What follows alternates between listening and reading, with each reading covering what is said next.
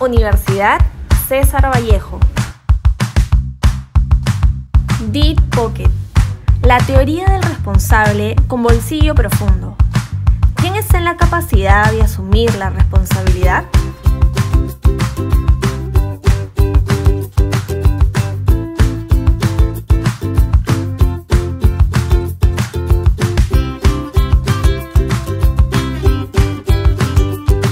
Con el paso del tiempo, el concepto de responsabilidad ha ido variando y adecuándose a nuestra realidad. Es así que, en la actualidad, el término americano Deep Pocket, o conocido como la teoría del responsable con bolsillo profundo, se ha incorporado dentro de los casos de responsabilidad civil extracontractual en nuestra sociedad. Pero, ¿qué es el Deep Pocket? Deep Pocket es un término de lenguaje especial y no formal que usan entre sí los individuos de ciertas profesiones u oficios estadounidenses. Por lo general, significa riqueza o recursos financieros extensos. Usualmente se usa en referencia a grandes empresas u organizaciones, tal como lo establece Alfredo Buller, que, bajo esta teoría, se presume que aquel que tiene una mejor situación patrimonial sufrirá menos soportando el peso económico del daño.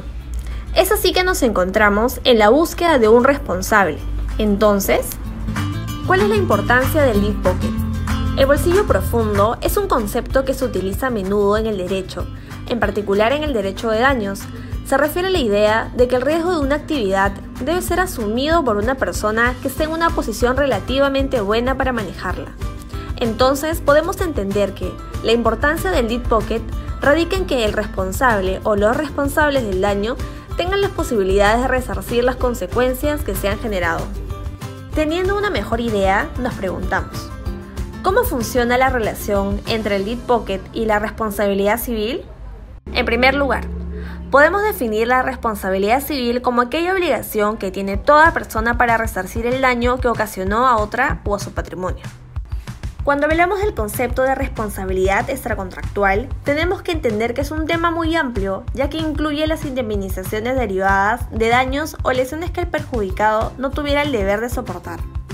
Para entender este tema y la relación que tiene con el Deep Pocket, tomaremos como ejemplo el común accidente de tránsito, pasando por una simple caída por un resbalón o el corte sufrido al manejar descuidadamente un cuchillo, hasta algún daño ocasionado por un producto defectuoso o mal diseñado. Estos accidentes nos han causado daños de los más diversos: la pérdida de un ser querido, daños a nuestros bienes, disminución de nuestro patrimonio, dolor, sufrimiento, cicatrices, gastos médicos o simplemente fastidio e incomodidad. En la mayoría de los casos, hemos cargado con el costo de tales daños, a veces porque el accidente se debió a nuestra propia responsabilidad o descuido. Me caí porque venía caminando de manera descuidada y no tenemos a quién reclamarle. Otras veces porque no se debió a la negligencia de nadie, sino a una mala jugada del destino. Mi casa se cayó porque hubo un terremoto. Pero a veces, a pesar que otro nos causó el daño, en ocasiones de manera negligente o incluso intencional, no hemos encontrado el mecanismo para que el causante nos indemnice. Esto dio origen a teorías como la del Deep Pocket o bolsillo profundo, que sostiene que de las partes involucradas en un accidente o de un tercero que no esté materialmente involucrado, pero que tenga cierta relación con los involucrados, debe pagar aquella que tiene más recursos económicos. Así, se puede utilizar el sistema de responsabilidad civil como un mecanismo de distribución de ingresos. Entonces, ¿quién está en la capacidad de asumir la responsabilidad? Como menciona Fernando de Trasny, nos encontramos ante una responsabilidad que no se basa en la culpa ni en la causalidad objetiva ni en la distribución social del riesgo, sino en la capacidad de pago. Paga el que tiene el bolsillo más grande, Deep Pocket o Long Purse.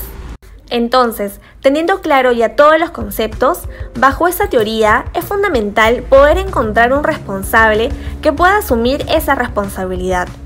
Claro está que tampoco se le puede atribuir la responsabilidad a una persona que tenga la capacidad de asumirla porque sí. Esa persona debe tener cierta relación o implicancia dentro del daño. Como ejemplo de ello tenemos: Juan sufre un accidente automovilístico provocado por el conductor de una línea de transporte privado, Entonces, bajo la teoría del e-pocket, se va a preferir tomar acciones legales civiles contra la línea de transporte y no contra el conductor, ya que la empresa es la que cuenta con los fondos necesarios para poder pagar la indemnización por el daño ocasionado. Es decir, debe quedar claro que hoy en día esa teoría es bastante utilizada en nuestra sociedad, toda vez que al momento de resarcir el daño es importante analizar quién está en mejor capacidad de hacer frente a los costos del daño. No obstante, hay que evitar que ello nos lleve a extremos de responsabilizar a sujetos que no han tenido nada que ver con el daño.